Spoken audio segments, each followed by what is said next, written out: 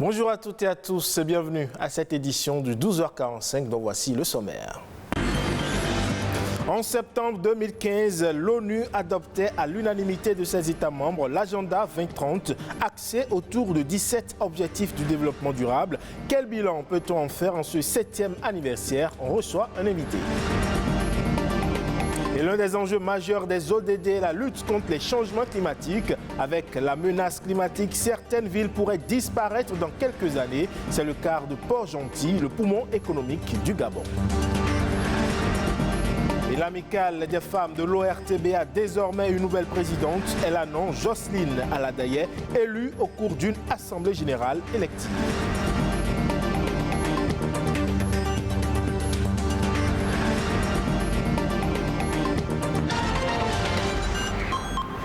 Bienvenue à vous si vous nous rejoignez. Je le disais, en septembre 2015, l'Organisation des Nations Unies définissait 17 objectifs du développement durable. C'était un appel mondial à agir, entre autres, pour éradiquer la pauvreté, la faim, protéger la planète et promouvoir l'égalité entre les sexes.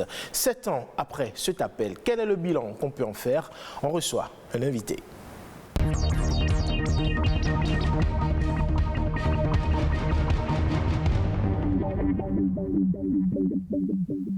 Jean de Dieu Moutondi, coordonnateur national de l'Agence pour la promotion des objectifs du développement durable. Bonjour. Bonjour, monsieur le journaliste. Merci d'être avec nous. Alors déjà, pour le profane, qu'est-ce qu'il faut comprendre quand on parle d'ODD?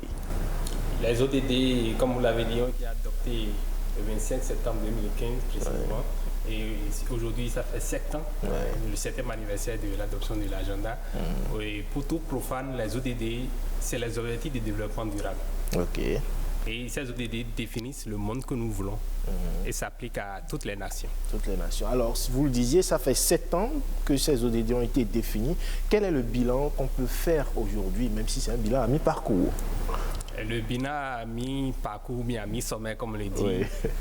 On peut le dire que tout n'est pas encore rose. Tout n'est pas encore rose. Et il y a encore du chemin à faire. Il y a beaucoup de travail que nous devons faire, toutes les nations. Et particulièrement au Bénin, on s'y attelle en étant un bon élève, mais il y a encore du chemin à faire. Alors, on sait que le monde a été frappé de plein fouet par cette pandémie de Covid-19 qui a ralenti quand même beaucoup l'atteinte de beaucoup d'ODD, entre autres les inégalités. Est-ce qu'aujourd'hui on peut espérer, c'est vrai que la Covid n'est pas encore passée, mais est-ce qu'on peut espérer quand même que les choses puissent avancer dans le monde? Oui, on peut espérer. Alors sur le plan national, on revient sur le plan national, vous disiez qu'il y a beaucoup d'efforts qui ont été consentis, qui ont été engagés par les autorités. Quelle est la situation de la mise en œuvre des ODD au Bénin? Oui, particulièrement au Bénin, il faut dire qu'il y a 49 cibles qui ont été priorisées et le gouvernement a fait des efforts pour territorialiser à travers la Direction générale de la coordination et du suivi des ODD, territorialiser et localiser les ODD au niveau des communes pour faciliter la mise en œuvre au niveau du pays. Et il faut dire que le 21 juin et en juin 2021, le Bénin avait fait déjà cet exploit-là au niveau mondial, c'est-à-dire l'Eurobond, ODD, qui a permis véritablement à notre pays de définir une politique stratégique par rapport à des projets innovants à impact, notamment dans le domaine social et environnemental. Alors au-delà de ce eurobond qui a été lancé par le gouvernement, il y a également ces différents projets, entre autres les cantines scolaires qui cadrent avec l'ODD 2, la faim zéro par exemple. Il y a également que le Bénin a été reconnu comme étant le 2e pays de l'UEMOA où la pauvreté en tout cas est en train de baisser. Alors ce sont des efforts quand même qui tendent à relever le Bénin dans ces différents objectifs-là, n'est-ce pas? Oui, effectivement, c'est là qu'il faut saluer véritablement la clairvoyance de notre chef d'État, son Excellence M. Patrice Talon et son gouvernement qui font vraiment des efforts fort louables, et notamment dans le domaine lié à la pauvreté, c'est-à-dire lutter contre la faim zéro. Et parce que, comme on l'a dit, tous les objectifs de développement durable sont liés. atteindre un objectif de développement durable sans penser aux autres n'est pas ce que nous souhaitons. Donc, il faut travailler en synergie. Donc, lorsqu'on travaille sur un objectif de développement durable, on amène les autres également à leur réussite, à leur atteinte. Il y a l'ODD 6 qui est l'un des ODD quand même sur lesquels le Bénin fait beaucoup d'efforts. L'accès à l'eau potable, l'assainissement. Effectivement, le Bénin, d'ici 2023, donc d'ici quelques mois déjà, le Bénin va atteindre cet objectif de développement durable là. Et on félicite vraiment les uns et les autres, notamment le gouvernement pour les prouesses, parce qu'aujourd'hui, l'accès à l'eau potable est une ressource vitale pour tout humain. Et lorsqu'on parle des écoles également, l'éducation de qualité, s'il n'y a pas de l'eau dans les établissements et écoles, c'est difficile pour les enfants d'apprendre. C'est difficile également pour la petite fille également, en période de menstrue, de pouvoir se mettre à l'aise et autres. Pensez-vous que d'ici 2030, le Bénin puisse atteindre ces 17 ODD? C'est vrai qu'on en est un peu loin, mais est-ce que vous avez cet espoir-là, au regard des prouesses qui sont faites? Oui, nous avons l'espoir. L'espoir, il ne faut pas baisser les bras. Malgré l'Agence pour la promotion des ODD, on se base sur l'IEC, c'est-à-dire information, éducation et communication, parce qu'aujourd'hui, pour accélérer la marche de l'atteinte des objectifs de développement durable, on a imaginé la solution à ce que les populations puissent être sensibilisées dans les langues locales. Donc c'est ça qui va permettre véritablement d'accélérer cette marche-là vers l'atteinte des ODD. On ne pourra pas dire que d'ici 2030, d'ici les quelques années qui nous attendent, que tout sera atteint, mais il faut garder espoir, il ne faut pas baisser les bras et ensemble on y arrivera. Vous restez avec moi, on va parler de l'ODD 13, lutte contre les changements climatiques. Je l'annonçais, avec les changements climatiques, eh bien, certaines villes pourraient disparaître dans quelques années. Parmi elles, Port-Gentil, poumon économique du Gabon. Les scientifiques alertent sur les conséquences de la montée des eaux et de l'érosion des littoraux. Solution de plus en plus envisagée dans ce pays, déplacer la ville. Correspondance de nos confrères de France 24. Port-Gentil, la capitale pétrolière et économique du Gabon. Cette ville côtière, construite sur la presqu'île de Mandji, n'est qu'à 4 mètres au-dessus du niveau de la mer, alors que l'océan ne cesse de monter. Symbole de cette montée des eaux, le phare du Cap Lopez, sorti des ateliers du célèbre ingénieur français Gustave Eiffel. Aujourd'hui, avec l'érosion côtière, la mer menace d'engloutir ce monument de fer et de cuivre, tout comme d'ailleurs toute la ville de Port-Gentil. Voir sa ville submergée, une effroyable perspective à laquelle ne peut se résoudre Henri Michel. Aux côtés d'autres militants écologistes, il vient surveiller chaque semaine le niveau de la mer. Avec comme baromètre, cette digue érigée il y a quelques années est censée protéger la ville contre l'inexorable montée de l'océan. Pour éviter le pire et empêcher la submersion de Port-Gentil, ces lanceurs d'alerte appellent les autorités à agir rapidement. On a plusieurs solutions. D'abord, la première solution, on peut freiner la montée des eaux en remettant de la mangrove naturelle et de la mangrove artificielle dans les zones où c'est qu'il y a des passages de bateaux ou autre. Ça peut freiner. Deuxième solution, c'est déplacer la ville comme beaucoup de pays qui sont côtiers, beaucoup de villes côtières le font, aux États-Unis, en Hollande et ailleurs, qui serait la meilleure solution et la moins chère. Même si ça va coûter de l'argent, mais ça sera la moins chère. Déplacer Port-Gentil, le poumon économique du pays. Une solution radicale à laquelle espèrent encore échapper les habitants de la ville, même s'ils subissent de plus en plus les inondations, notamment les moins nantis logés dans ces habitations de fortune. Ça là, il faut mettre ça tout droit. Dans ce quartier précaire, Fatima et ses voisines vivent sur le qui-vive. Avec les fortes pluies qui ont multiplié les épisodes d'inondation, elles utilisent désormais ces palettes pour se frayer un chemin jusqu'à leur domicile. Les palettes nous aident à accéder à la maison au lieu de tremper les pieds dans l'eau au sortir de la douche. Ici, nous sommes à Port-Gentil, c'est entouré d'eau. On va nous déplacer ici pour nous amener où? Quel est là où on peut nous mettre quand on ne trouve pas l'eau?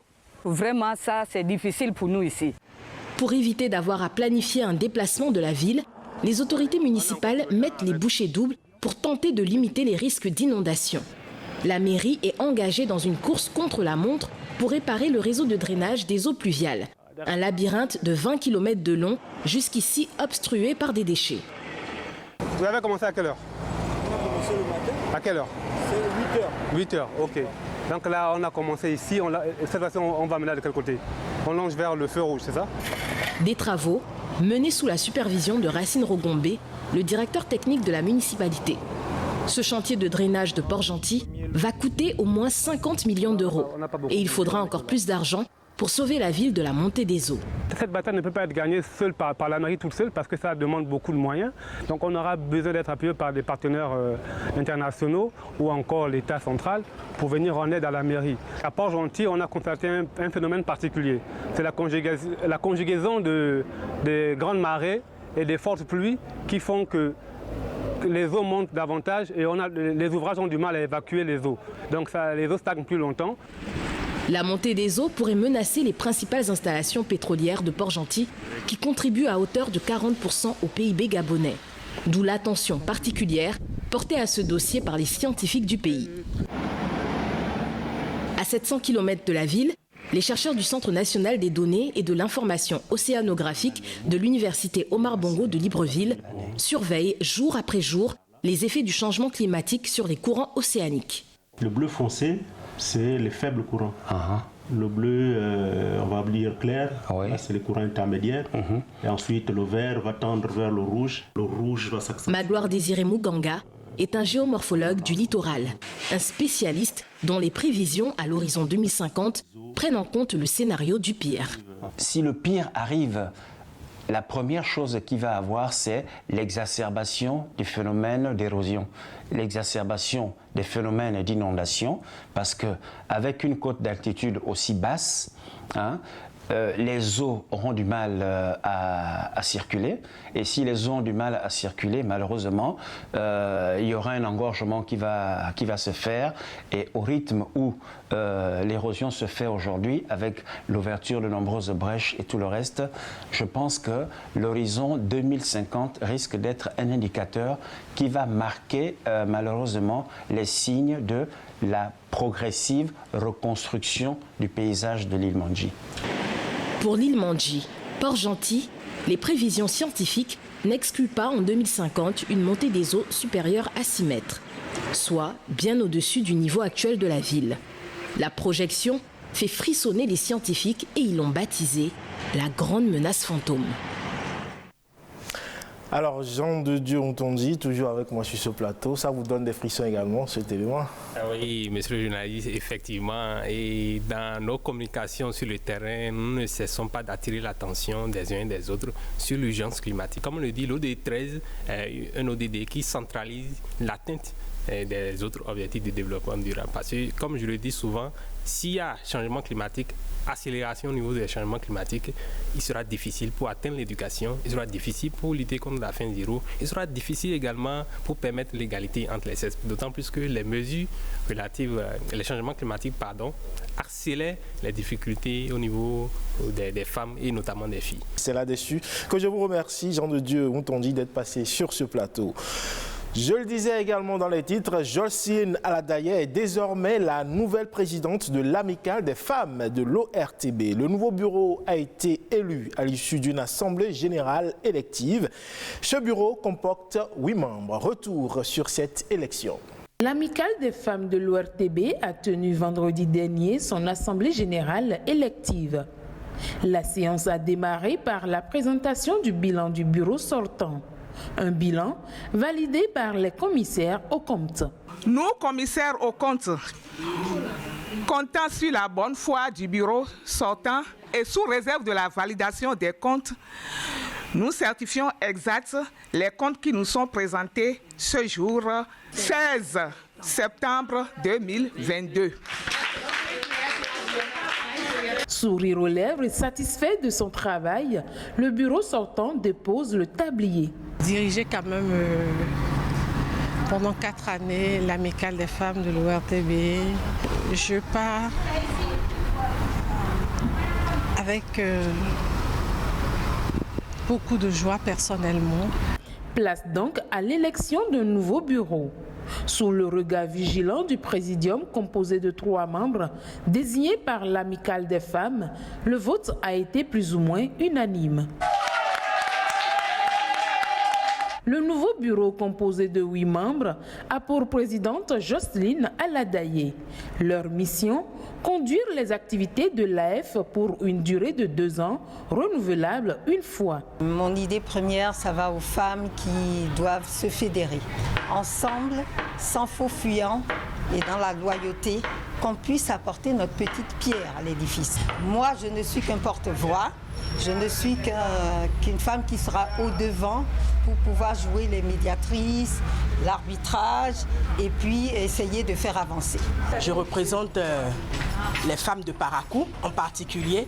Je compte bien porter leur voix au sein du nouveau bureau pour que les choses puissent bouger. Quelques membres de l'amicale nous livrent leurs impressions. Pour le bureau entrant, je leur souhaite un bon mandat. J'espère qu'elles vont prendre en compte toutes les propositions qui ont été faites, notamment en ce qui concerne le soutien des membres de l'amicale, en ce qui concerne les événements heureux. Je suis vraiment contente pour le bureau entrant parce que c'est un bureau de doyens, c'est un bureau de personnes très aguerries et je crois que c'est pour un renouveau de l'amicale des femmes de l'ORTB. À présent, tous les yeux sont rivés vers le nouveau bureau qui a sans doute de nombreux défis à relever pour le bonheur de l'amicale des femmes de l'ORTB. Amicale de l'ORTB, oh yeah, nous voici en force. Et ce sera tout pour ce 12h45 à retrouver sur le site de l'ORTB, www.ortb.bj, également sur la page Facebook de Bénin Business 24. Merci pour votre aimable attention. On se donne rendez-vous tout à l'heure à 19h45.